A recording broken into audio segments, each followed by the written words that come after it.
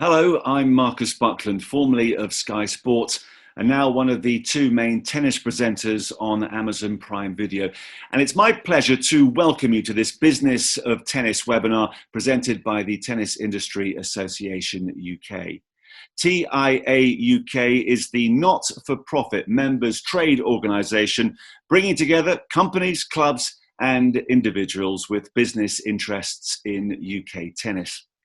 Now, I would normally be introducing this topic live from the All England Club, but because of COVID-19, the TIA UK has converted its annual Business of Tennis Forum into a series of webinars aimed to help tennis club businesses grow and be more profitable. The series of webinars is sponsored by BLM, the TIA UK's legal partner, and is supported by the LTA.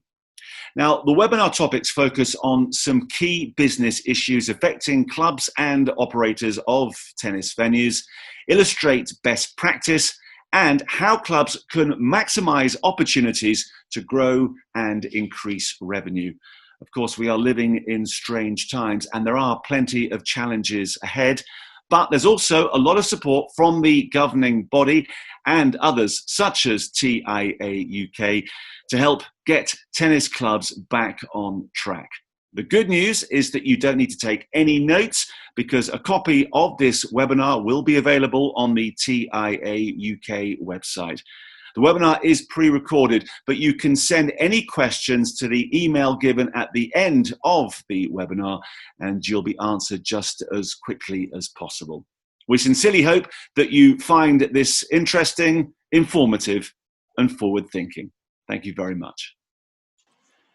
Risk comes in many forms, and greater importance is being placed on club officials, boards and committees to manage risk, to ensure clubs are safe for both members and employees. This webinar highlights some key risks coming into sharper focus as a result of new operational challenges. In this webinar, we'll hear from the TIA's insurance partner, Gen2 Group, on navigating the evolving insurance landscape in a period of real uncertainty. But first, the TIA's legal partner, BLM, provides practical advice on how to manage the data protection risks associated with track and trace and with home working as a consequence of COVID-19.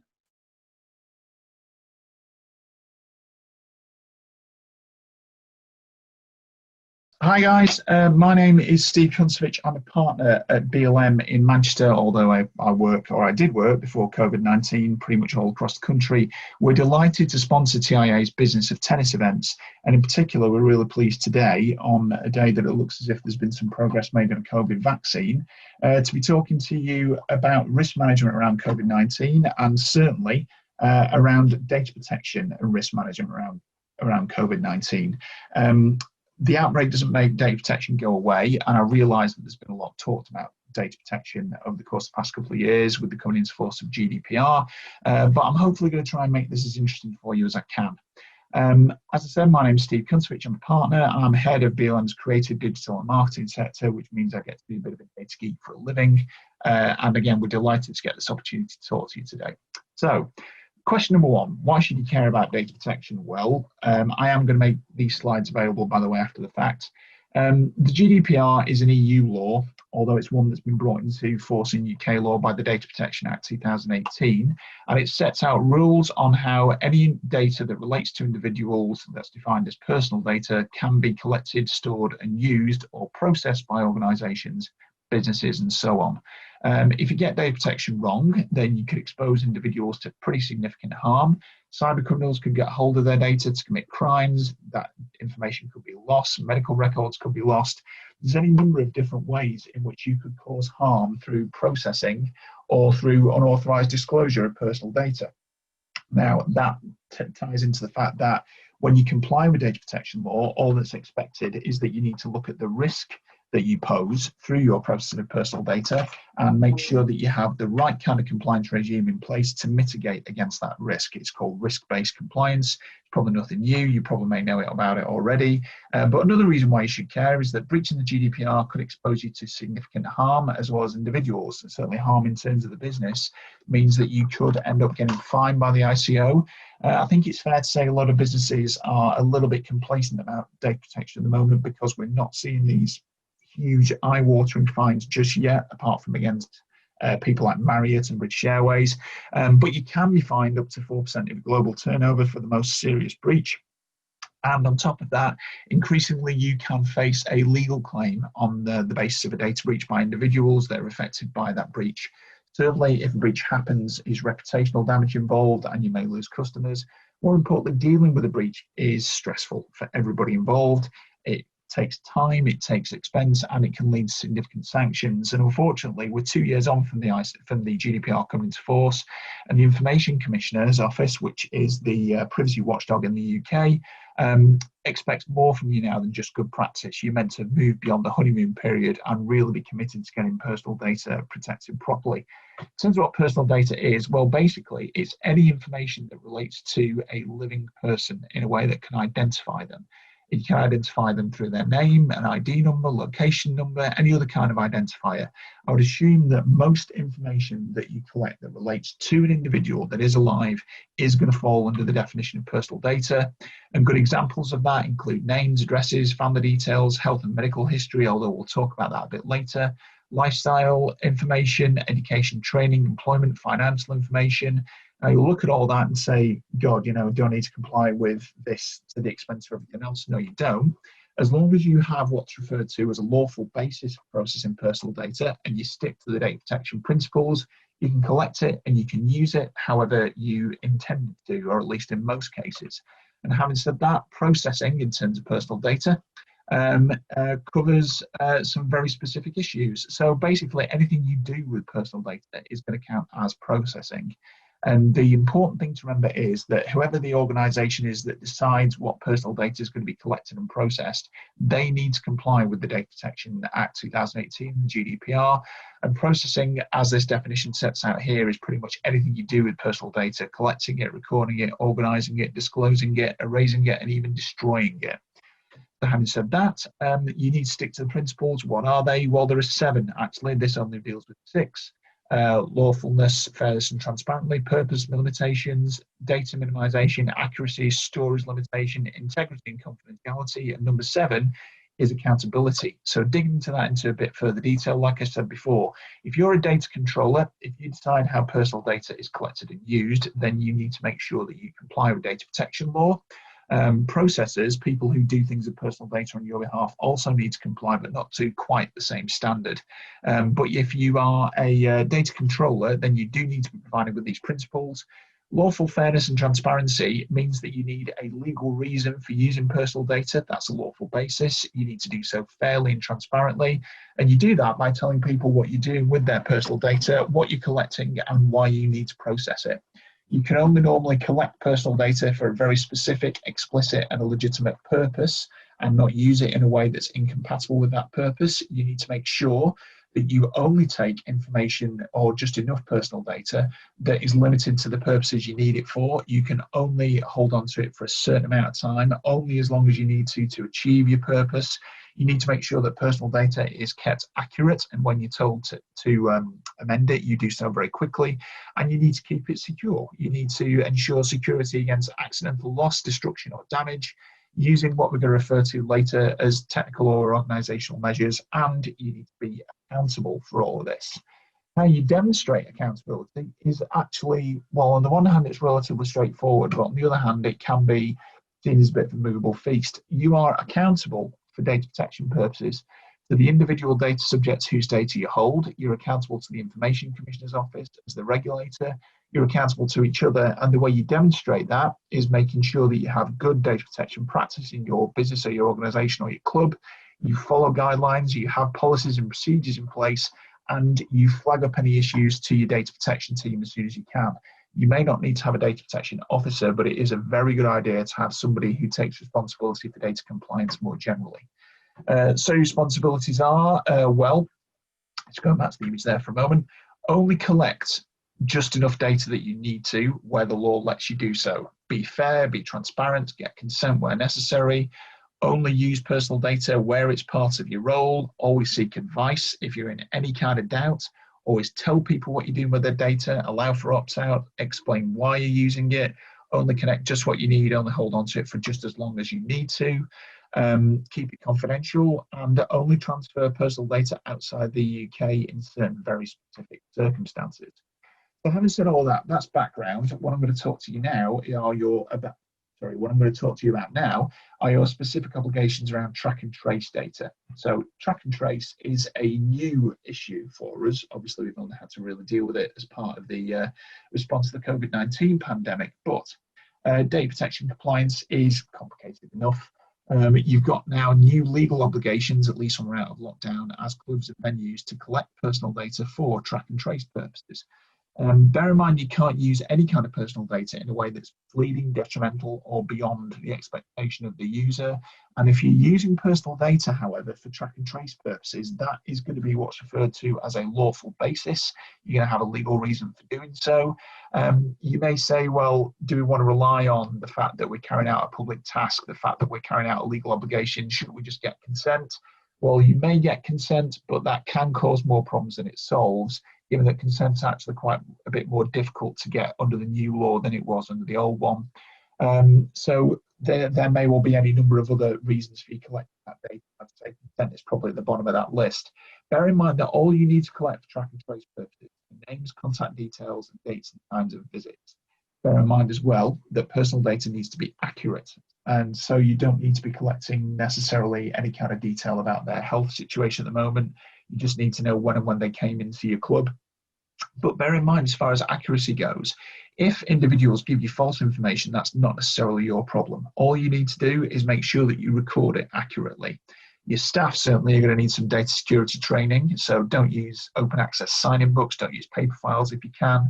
And yes, if you can get people to scan into your venue's QR code using the NHS COVID app, then that's a great way to do it. However, many have issues with that app. Many are wary of their privacy rights as far as that app's concerned, largely misguidedly. But you need an alternative method, and you can't force people to download an app to be able to come into your venue and engage with you. It's also worth noting that if you have existing privacy notices, the chances are that's not going to deal with track and trace. So it might be a good excuse to refresh them and engage with your constituents again. If an outbreak happens, do you need to inform close contacts? Do you need to identify patient zero? I'd say no. You should only be sharing contact tracing data when you're asked for it by a legitimate public health authority. And if track and trace, you do need to check that they're genuine, because scammers are looking for this data now. Do know who your local authorities are. If you become aware of someone contracting COVID, then don't report them to track and trace, because that's their job. If track and trace contact you, then you make sure that you follow their guidance, but don't jump the gun, as that may create a breach. You might not want to name someone as having started an outbreak unless there's a very, very good reason to do so, and normally there isn't. Also think about your employees. Your existing contracts of employment and privacy information might not cover track and trace personal data. But once you are contacted by a public health authority, move quickly and carefully, but only do the absolute minimum that they ask of you to achieve their track and trace objective. Basically, this doesn't need to be complex if you can possibly avoid it, and needs to suit how you work. And the 5 basic rules from the ICO are, as far as contact tracing data is concerned: only ask for what you need, strictly limit what you collect in line with government guidance, don't ask for ID verification unless it's a very specific requirement for you, be transparent with people, tell them what you're doing with their personal data and why, either within your premises or on websites. Certainly if you collect personal data for bookings already, you need to tell people that you might also use it for contact tracing purposes. Make sure you store it securely. Don't collect more than you need, because that can create more risk of a data breach. Don't use contact tracing data for other purposes, so you can't use it to build a mailing list, for example. And erase of personal data that you've collected for track and trace purposes as soon as you can. Current government guidance is that you should be doing so within 21 days. Having said all that, we talked about security. Well, you do need to make sure that you keep personal data secure in the GDPR. You need to protect against unauthorized or unlawful processing, accidental loss, destruction, or damage. And you do that by having appropriate technical or organizational measures in place. That's called the security principle. So the measures you need to take need to be appropriate. They need to be based on the risk that could be done through your processing of personal data. They need to be reviewed regularly. But in terms of what's expected of you, you need to be able to ensure the confidentiality, integrity, and availability of personal data in a timely form in the event of a breach. How you get there and the standard that's expected of you is looking at the state of the art, the costs of what you're being expected to do, what you do with that data, how you process it, as well as the risk to individuals involved. Look at the state of the art, look at what other people are doing, and put the right kind of security in place. Now, that's not always the easiest thing to comply with, but what you're guarding against is a data breach, and a breach is a breach of security leading to accidental or unlawful destruction, loss, alteration, unauthorized disclosure of or access to personal data that's transmitted, stored, or otherwise processed. And what can happen in the event of a data breach? Well, we've said before, there can be harm to individuals through identity fraud, through fake transactions. They could be targeted, their details could be exposed, they could be embarrassed, they could be inconvenienced, they could suffer distress. Now, that distress may be what's referred to in law as a loss of control over personal data, and that's the kind of thing that unfortunately you can get sued for. So having said all that, protecting against breaches increasingly important where everybody is suddenly now working from home. But the ICO has some really useful guidance around that, and it talks about the general risks of working from home. Certainly hackers are more active. They're aware that if you're remote working, you're out of the office and you may be a little bit more vulnerable. If you're using social media from home, or at least if your teams are, then you might be subject to what they call social engineering risk, which is where people look at what you post and try and use that information to hack into work systems. If you're taking personal data from the office to home, how are you doing so? How is that process managed? If it's being accessed through home Wi-Fi, is that secure enough? As a general issue, the more devices, more laptops, phones, whatever else you have in the wild, the more likely they are to be lost, and the more likely there is to be a breach. If your staff are working from home, can they ever truly be confidential? Do they share work issues at home with their family? Well, they shouldn't be. Certainly, they shouldn't be browsing via work devices. They should only be browsing websites and exposing themselves to that rest of their personal devices. And certainly where they're sharing personal data or doing anything with personal data, they need to be vigilant. And they also need to stay private. So if you don't need to have video or audio recording devices recording what you do, then turn them off. In terms of monitoring what your staff do, you may say the easy way to make sure that they comply is to look at what they're doing. Well, maybe, but look at what's justifiable legally and look at what you've communicated to them. You might need a new working from home policy, and you might need a bring your own device policy if you don't have one. You might need an IT systems policy if you don't have one, although most do, along with the data protection policy. And plan in peacetime. Test your security regularly, simulate breaches where you can if you've got the ability to do so. But in terms of what the ICO expects, well, you've got to have, as I've said before several times, clear policies, procedures, and guidance in place, up-to-date remote access software. Your staff should be using unique and complex passwords, so not password one or your date of birth, and multi-factor authentication. If they're using their own devices to connect to your network, you need to bring your own device policy. You certainly shouldn't be making cloud storage public or accessible to your entire team. You should make sure that remote accounts can be locked out and limited to default administrator access. And think about who needs access to them to begin with.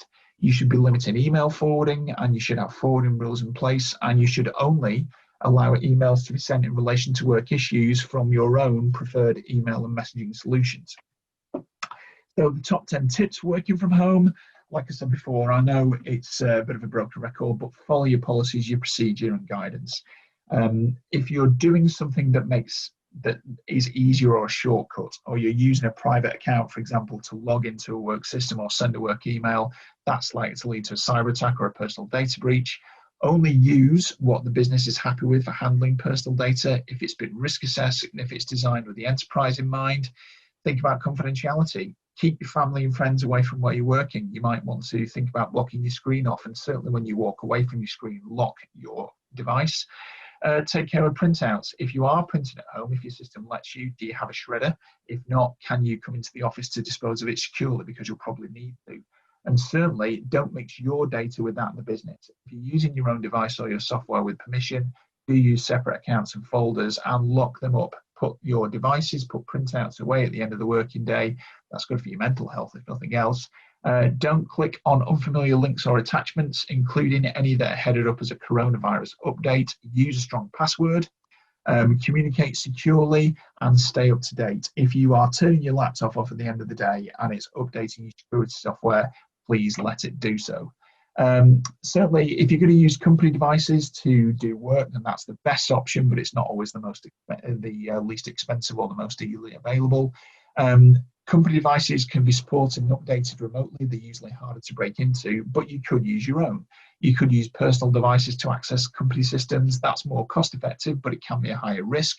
And certainly keeping company and personal data separate is also a challenge that's quite difficult to comply with. Also, what if you haven't updated recently? What if it's insecure?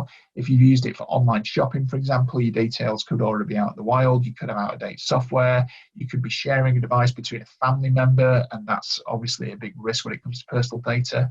Your data may not be encrypted, so it's more of a risk if it's stolen. And certainly, if you have a weak password, that means that you can be compromised that bit more easily. More importantly, if you're using your own devices, they could be using insecure USBs to move data around, and you may be more likely to accidentally send an email you meant to send from work from another account. The other thing to think about is video conferencing. So we've all moved on to Zoom. If you are going to be using video conferencing with any kind of individual, it needs to be transparent. You need to tell anyone who's taking part in those conferences as to how their personal data, including images of them, is going to be used. You need to give them choice and control. They need to decide whether or not they want to be on video. You need to restrict access to meetings and how their passwords are shared. Maybe think about a separate privacy notice that you send to anyone that's looking to take part in a meeting before they join in. There are phishing risks in emails and texts that may be easy to spot when you're emailing and texting, but if somebody sticks a link in a live chat that you click on, then you could be breached before you know it. Certainly don't click on links or attachments from any attendees that you don't know well or you don't recognize. Think about what apps and software your business uses or wants to use, and businesses should be picking a video conferencing platform that matches their risk assessment and their policy, check that it's up to date. Certainly the world's changing. Zoom was the first choice for a lot of people as far as video conferencing now, but Teams, Microsoft Teams has seemed to be a bit more secure and a little bit safer, so it's important to move with the times as times change. I normally take your questions on something like this. You may have many. If that's true, then I may have done my job properly. I certainly hope so. But if you do have questions, my details are all there. Please do get in touch on Twitter, through LinkedIn. My email address is there, and I'm more than happy to have a chat with you about it. Data privacy, data protection is difficult when you start, but the more you get used to it, the easier it gets. And the more you get comfortable with what you're being asked to collect for track and trace and other COVID-related purposes, the easier it's going to be for you. And I hope we've at least shared a bit of that information to help you make better choices. Thanks very much for joining me, and I'll hope to see you again very soon.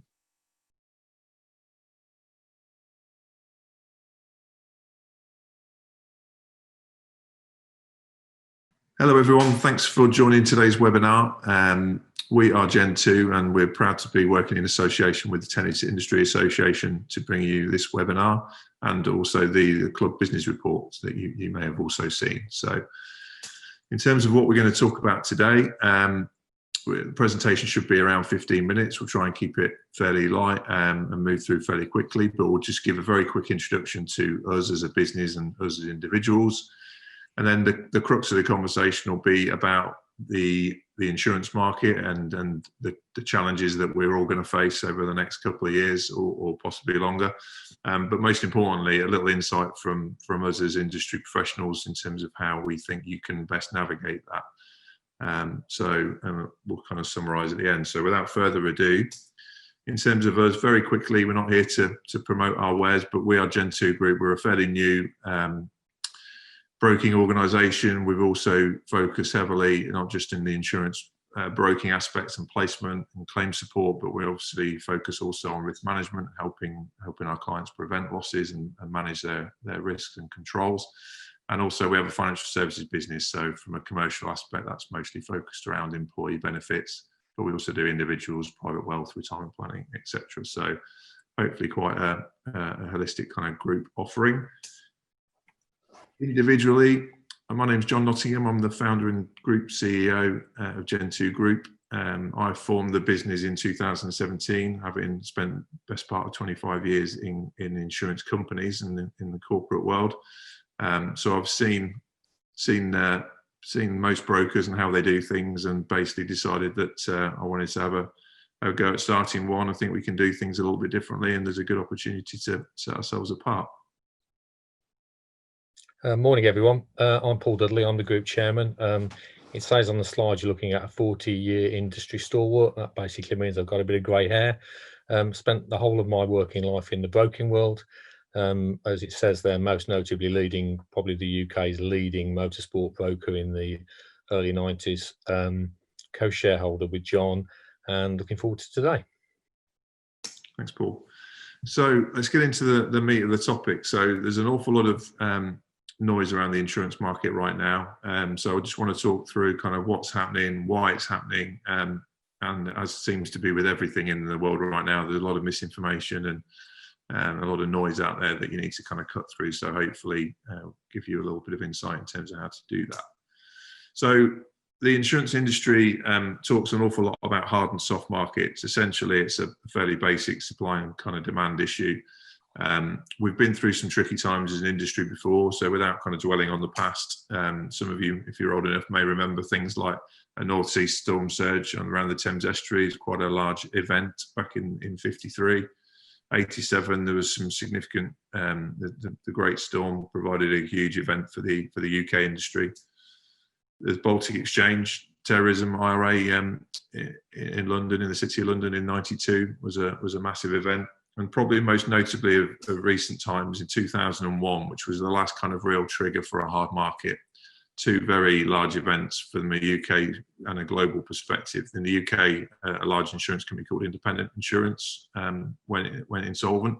So that took an awful lot of capacity out of the market, left a huge volume of customers needing to replace their insurances. So they put an awful lot of strain on the market and triggered a very large hardening, a very quick hardening of the market.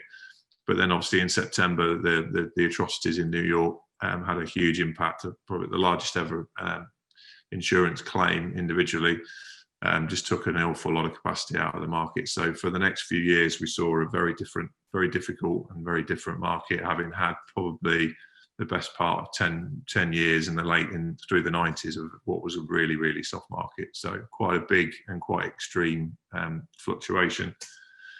So what's happened since 2001?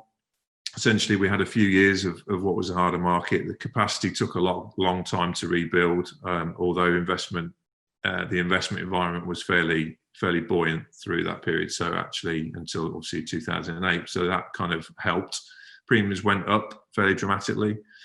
But then kind of 15 years since was a very soft market. Capacity flooded back.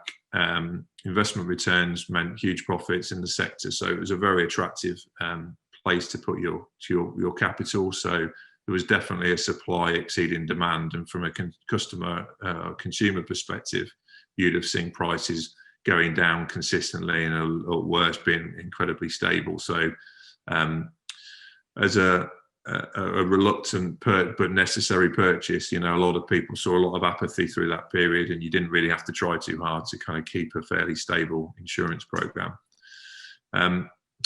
Things started to change slightly last year in 2019. Lloyd's of London, it's a bit of a bellwether for the insurance market, obviously a major positive for the UK market and globally, a huge powerhouse, but had been really struggling. So they'd been having some sustained losses in the billions for a couple of 3 years, and basically started to take quite dramatic action. So we saw the stand starting to shift towards a more difficult environment last year. Certainly in high risk classes, we saw capacity kind of starting to get to reduce and prices to increase. So things definitely started last year.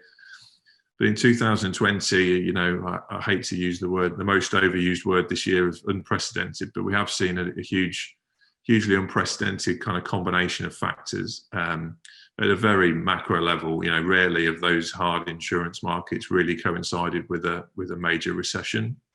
But obviously, I think all commentators would say that's kind of exactly where we're at right now. So just those two things alone as a collision is a pretty scary place. But the perfect storm, I want to kind of talk to you about in a little bit more detail. The quite complicated issues in some of this. I'll try and move through it really quickly. But essentially, Solvency II was something that happened. The EU, following a number of high-profile failures through the 90s, and probably up to the independent failure in 2001, the EU really wanted to kind of make a stand and stop that from happening, quite rightly. So Solvency II was a piece of legislation that they put in, which was basically a mechanism to force insurance companies to capitalise adequately and to manage solvency margins.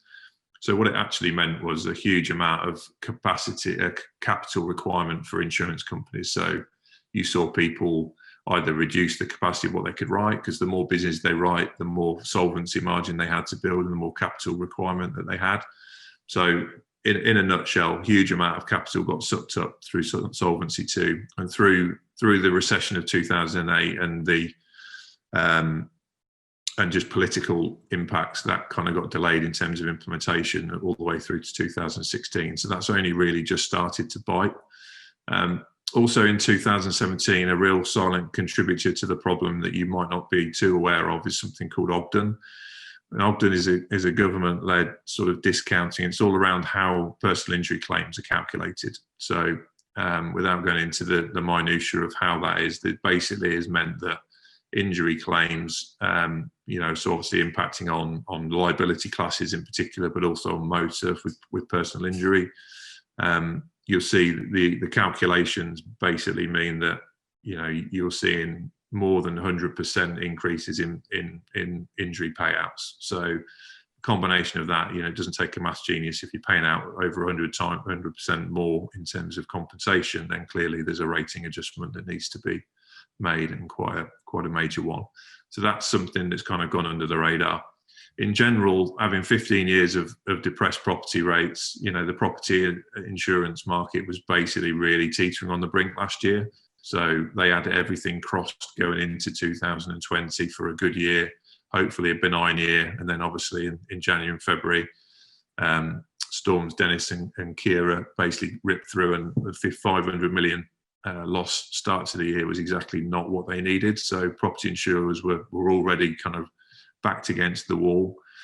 Then the C word, obviously, COVID-19. We're still a little unsure as to the full impact of COVID-19, not least the recession that it's plunged us into. So you've obviously got the claims itself from COVID, but also the knock-on impact. If you were having a business interruption loss just before COVID, clearly the amount of time it's going to take you to recover from that loss through a recession is going to be elongated. So there's lots of complicated kind of factors rolled into that. But the latest estimates we think is about a $4.3 billion impact in the UK alone.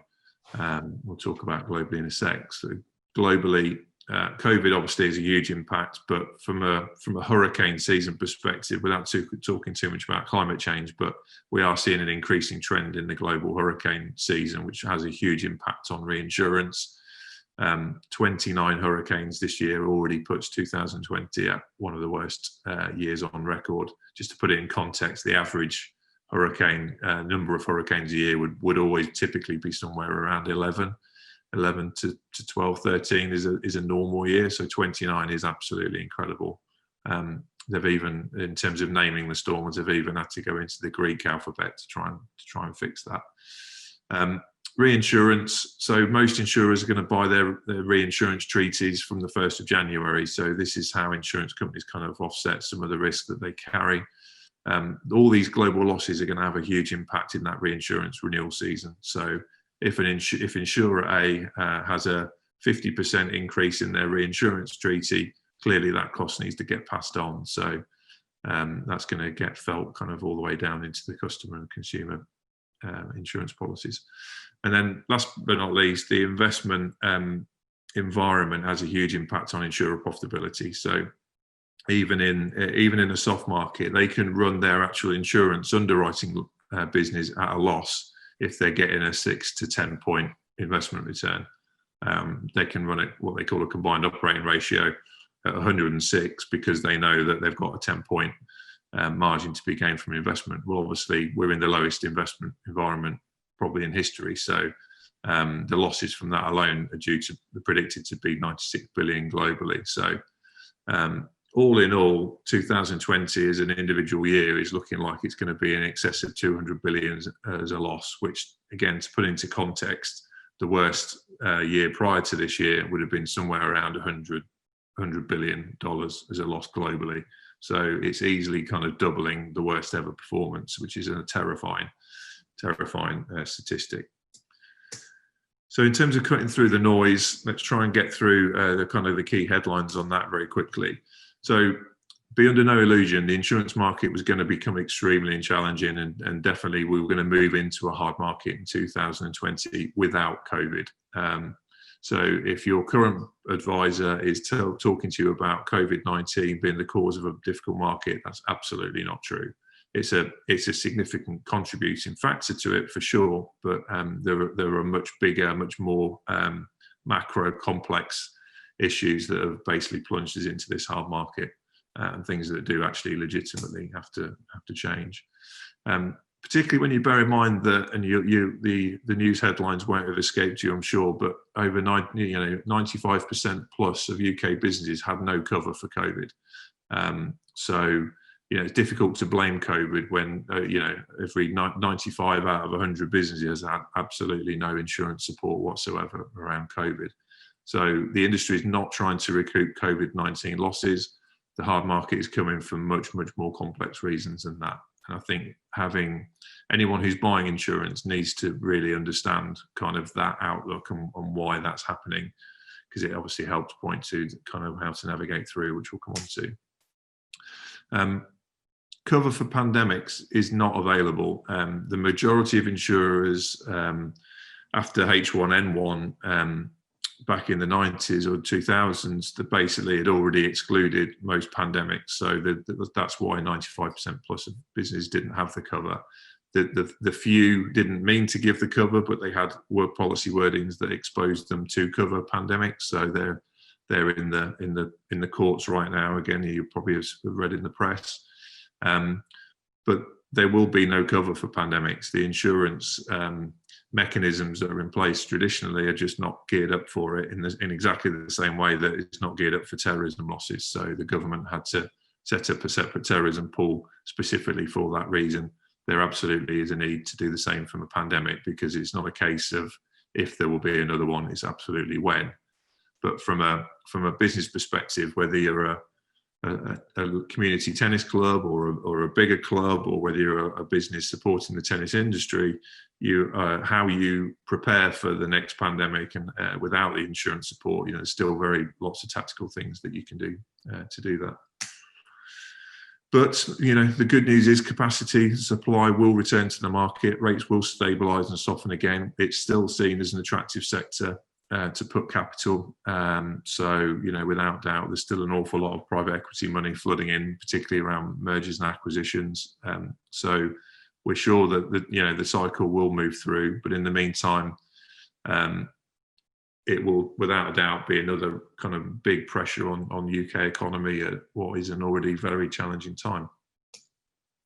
So let's talk about how you plan to come through this, and I'll hand over to Paul. Thanks, John. Hello, everyone. I'm old enough and grey-haired enough to have been through this cycle a couple of times in the past, and hopefully the next 5 minutes will give you a little insight into maybe how you can help yourselves, and you should be helped through this tough cycle in the market that is ahead of us. And without doubt, choosing your advisor is the most important part of the process. Whether your turnover is 100,000, a million, 5 million, 10 million, really doesn't matter. Whether you're in manufacturing, distributing, wholesaling, advising, consulting, again, it really doesn't matter. Your advisor should be on the front foot with good communication, and also explaining to you the hardening market and the impact it's likely to have on your insurance costs, package, cover and portfolio going forward. I'm hoping that you're being advised early enough in the process that alongside risk management, risk controls, information that can be given to underwriters, that the damage to your insurance arrangements going forward can be mitigated. The key point here is choose your broker first, and do not engage with more than 2 brokers. And the most important thing here to say is that underwriters right now can afford to be a bit choosy. In the soft market, there was plenty of capacity, as John already said. But in this market, as it starts to bite, underwriters will get more selective about the sort of business that they write, and you need to stand out from the crowd and get to the top of their pile in their ability to underwrite your business. In the market, with the capacity currently tightening, what it's really important is to select an insurer that is stable, A-rated, and good quality capacity, has a good knowledge of your sector. And I think this is really important. If an underwriter understands your business and understands how you operate and is given the level of information from your broker and your advisor, then he should compete for your business. And that in its own way is absolutely critical to the success of the market exercise that you'll probably need to do in the next 12 to 24 months. By only having 2 brokers involved in this process, the underwriter will respect that rather than involving 3, 4, or 5 brokers, which will be very, very counterproductive. As far as the insurers is concerned, get close to them. At the end of the day, they are the ultimate payers of your claims. If you don't have claims, that's great. But if you do have claims, you want to know they're on your side and they will give you the support that you need in the event of a loss. In terms of what can you do to appeal to an insurer, well, you can respond to maybe risk improvements that they will have made in the past, or demonstrate that a previous insurer that visited your premises, whether it's a site survey, an online survey, a virtual questionnaire, or so on and so forth in the current climate, they will make some risk improvement suggestions to you, and they're generally split into 2: risk improvement requirements, which is this is essential for you to continue with the level of cover that you've got, and risk improvement recommendations, which are more about the nice to haves, and also where the insurer will try to help you, the business, implement changes in your operation and the way that you run your business to improve the risk and make you even more attractive. A lot of the time, this is done with a business advisory hat on. So they, working alongside your broker, should make recommendations that, if implemented, will help you both from a pricing perspective, from an insurance cost, and also how you respond in the event of a claim. Alongside that, consideration should be given to your health and safety culture. How is it communicated to your employees? How is it controlled and how is it documented? And probably the thing that is become more relevant in the last 12 months or so is, what does your business continuity plan look like? The business continuity plan will help you get back in business following any disaster that occurs, whether that's a natural disaster, a big fire, or so on and so forth. A continuity plan should be written, and again, your advisor, alongside your insurer, or maybe your selected new insurer going forward, can help you develop that.